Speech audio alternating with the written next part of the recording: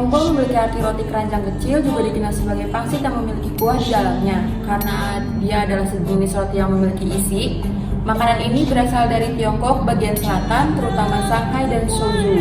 Makanan ini biasa disajikan menggunakan keranjang bambu karena proses memasak makanan ini memang dikukus menggunakan kukusan bambu. Xiaolongbao pertama kali diciptakan oleh Huang Bingxian, pemilik restoran di Huaxuan di Nangshan, sebuah distrik di Shanghai. Pada tahun 1870-an, ia menciptakan pangsit yang diisi gelatin kaldu dan daging babi cincang.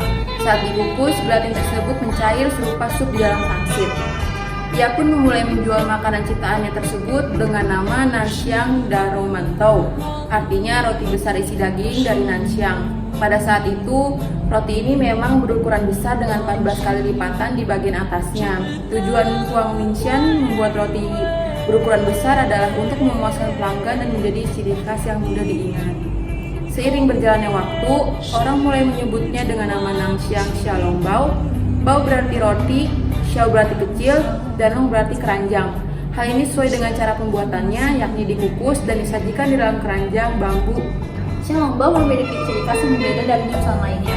Kulitnya yang tipis dan lembut membuat kita mudah untuk menggigitnya. Di balik kulit tipis ini terdapat isi berkuah yang panas dan lezat. Kuah ini biasanya terbuat dari kaldu daging yang memberikan sensasi yang unik saat kita makannya. Selain kuah, Xiaolongbao juga berisi daging cincang yang lembut, umumnya daging babi, namun ada juga varian dengan isi udang atau sayuran. Yang menarik, Xiaolongbao ini disajikan dalam keranjang bambu yang memberikan aroma khas pada pangsit. Kombinasi dari kulit tipis berisi kuah dan aroma bambu ini yang menjadi Xiaolongbao menjadi hidangan yang sangat khas dan menggugah selera. Xiaolongbao merupakan sejenis pangsit kukus yang kecil yang populer di Shanghai, Wuxi, Hangzhou, dan bagian selatan hilir sungai Yangtze di Cina. Xiaolongbao, pangsit tradisional Tiongkok, berfungsi sebagai simbol budaya dan signifikan dan alat untuk gastrodiplomasi bagi Tiongkok. Gastrodiplomasi mengacu pada penggunaan makanan sebagai sarana untuk mempromosikan budaya suatu negara dan membina hubungan internasional. Promosi Xiaolongbao tidak hanya menyoroti wisata kuliner Tiongkok, tetapi juga meningkatkan kekuatan lunaknya dengan melibatkan halayak global melalui pengalaman kuliner. Hal ini sejalan dengan konsep wisata kuliner yang menekankan akan pentingnya makanan lokal dalam menarik wisatawan dan mendorong pertukaran budaya.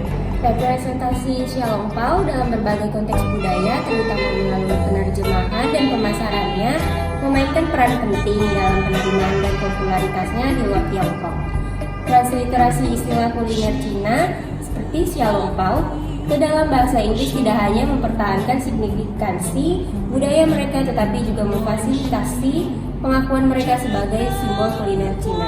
Praktik ini sangat penting untuk mempromosikan wisata kuliner Tiongkok karena memungkinkan audiens internasional untuk terhubung dan menghargai narasi budaya di balik hidangan ini.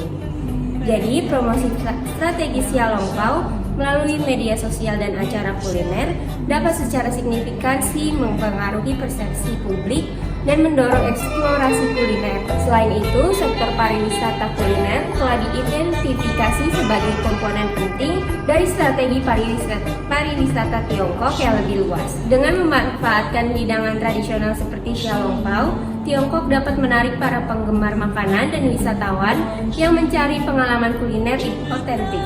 Jadi pendekatan ini tidak hanya meningkatkan visibilitas masakan Tiongkok, tetapi juga menumbuhkan pemahaman yang lebih dalam tentang akar budayanya. Jadi Xiaolongbao berfungsi sebagai instrumen gastrodiplomasi yang kuat untuk Tiongkok. Secara efektif mempromosikan warisan kuliner dan identitas budayanya di panggung global.